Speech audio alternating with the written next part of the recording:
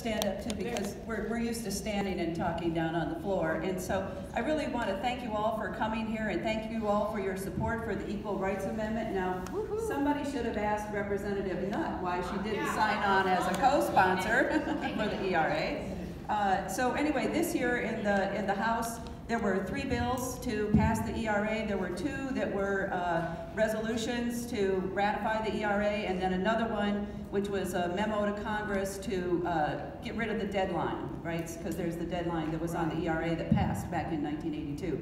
And so right now, and also there was a bill in the Senate that was proposed by Katie Hobbs, Senator Katie Hobbs.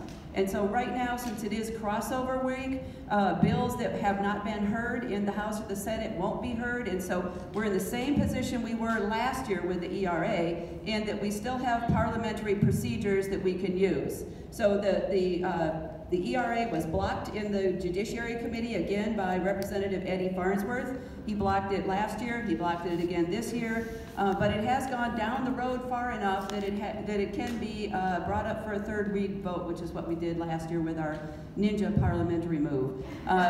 We still have the opportunity to do a striker. One of the bills that was Representative Michelle Ugenti-Rita, who's a Republican, she had an ERA bill this year too. And so we could actually do a striker bill still. She is a committee chair because she's a Republican. She has said that if we get a striker, she will hear it. So again, we are down in the weeds with parliamentary procedures, trying to do something to force a discussion on the floor of the House and the Senate again this year like we did last year.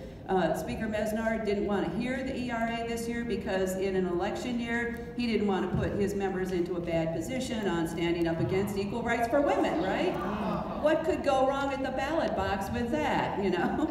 And so, like I said, we don't, last year they said they didn't have time to read it. It's only 1 sentence long. We are hoping that they've had time to read it in the past year, because this is an economic development issue, right?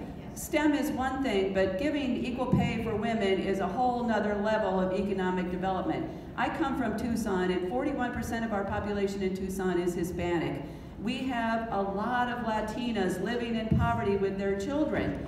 If we could raise their wages and give them better education and better education for their children and help them along the path, and with the Equal Rights Amendment, we could raise their lives, and we could raise the standard of living for their children. And so this is an economic development issue for cities like Tucson, where we have such a high percentage of Latinas, because as you probably all know, white women are paid roughly 75 cents on the dollar compared to men. African American women around 65 cents on the dollar, Latinas 55 cents on the dollar, Navajo women 50 cents on the dollar.